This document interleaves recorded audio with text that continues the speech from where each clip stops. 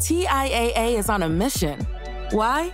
Because 54% of Black Americans don't have enough savings to retire. So in collaboration with big-name artists like Wyclef Jean, TIAA released Paper Right, new music inspiring a new financial future. With 100% of streaming sales going to a nonprofit that teaches students how to invest. Stream Paper Right now and help close the gap.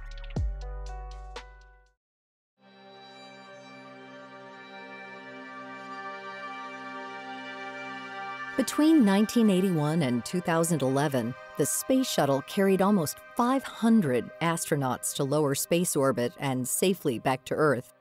Zoom out, and the Space Shuttle program has spanned 40 years. 4 decades of innovation, achievement, and countless milestones. The program didn't just transport astronauts and satellites, but helped launch the Hubble Space Telescope and International Space Station. Taking part in many of these operations was Wayne Hale. Today, he's retired, but for much of his career, he was front and center at NASA.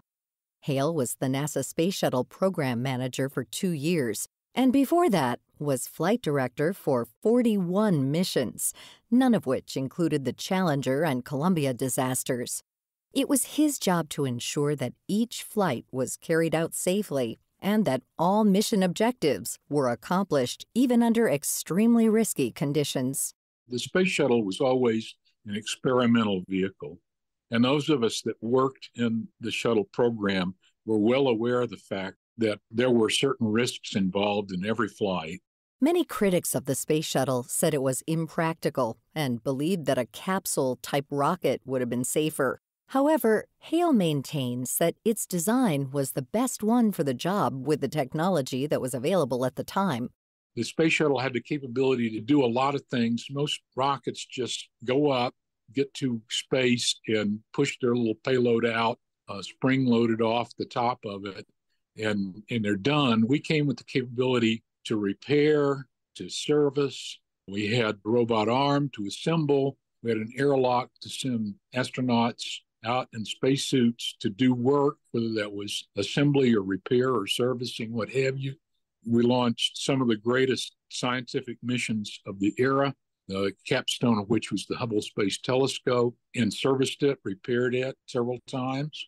The list goes on quite a long way.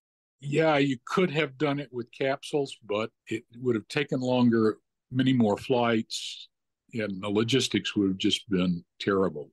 He adds that it's a myth that the program was strapped for money early on and that the initial developers had to improvise because of dwindling funds. Money was always a concern, don't misunderstand me. We suffered later on because we had a lack of spare parts. We simply didn't have the money to invest in having enough spare parts, so we were always swapping parts between orbiters, which made the turnaround slower and more costly.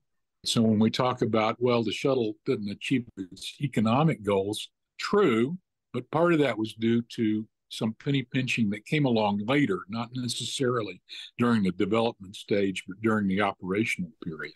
The Space Shuttle did cost several billions of dollars to develop, a lot more than Congress had anticipated. Hale says this is because NASA has always operated under a model based on World War II defense contracting called cost-plus contracts. And remember, NASA never built anything. NASA always designed things and hired an aerospace contractor to build them for them to their specification. But a contractor would build their parts, but if it turned out to be more costly than expected, they would just build a government. So there was no, well, I don't say there's no, but very little incentive to save money. Once the shuttle was built and in operation, the government felt it was good enough and didn't need additional improvements and funds. As a result, inherent risks in the shuttle's design were overlooked. 2 factors being that it had no flyback boosters and the wings overheated upon re-entry into Earth's atmosphere. Politicians touted the invention as a vehicle that was as safe as commercial airline travel, which Hale says it never was and never would be.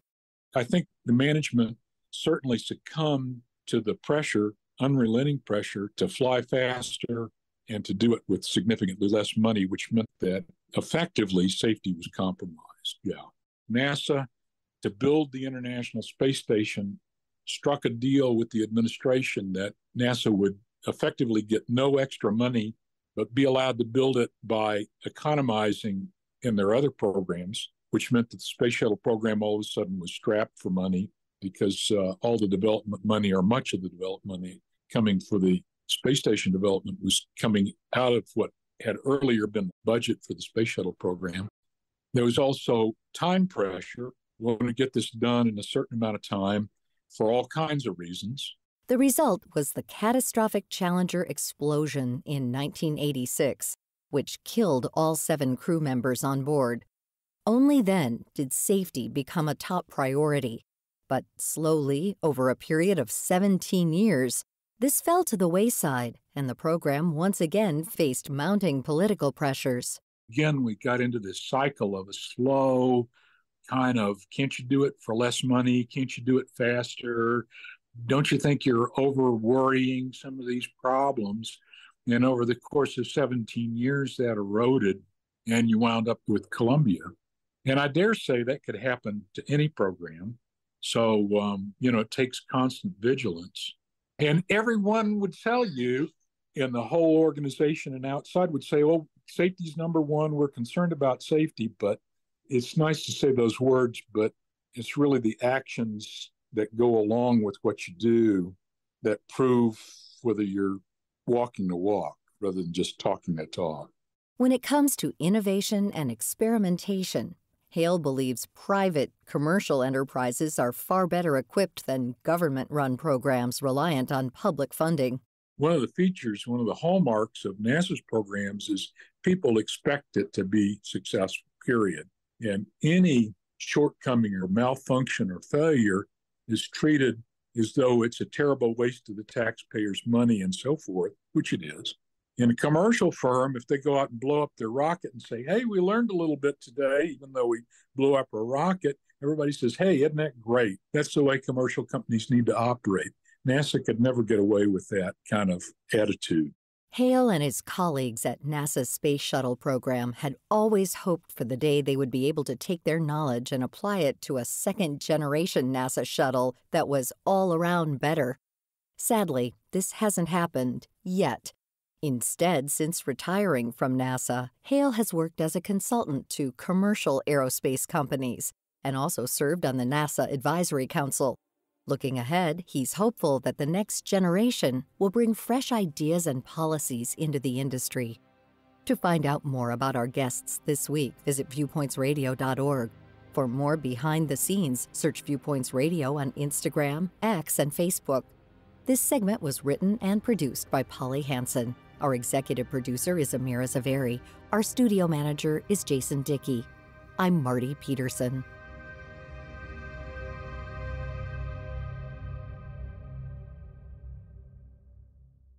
Coming up next week. We know the research shows that there's increased loneliness across basically all age levels. A child or a teen may have straight A's, but that doesn't mean they're set for success. Then, whether it's an exam or negotiating in a high-stakes meeting or a cross-country race, you can't just sort of go in there and wing it and hope for the best. We speak with a high-profile performance psychologist on what it takes to be your very best. I'm Marty Peterson. And I'm Gary Price. These stories in depth on your public affairs magazine, Viewpoints.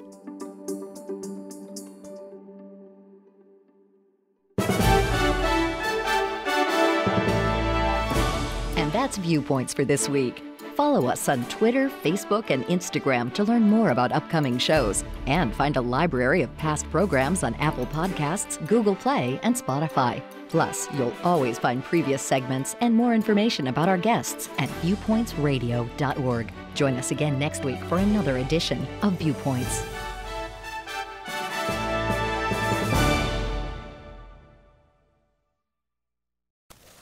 Asante came to TurboTax after graduating from culinary school and landing a job in the hottest kitchen in town. My hands are full all day, every day. I love it. Asante, as your TurboTax expert, I'll make your moves count, guaranteeing 100% accurate filing and your maximum refund. Sound good? Yes, expert! Switch to Intuit TurboTax and make your moves count. See guarantee details at turbotax.com/guarantees. Experts only available with TurboTax Live.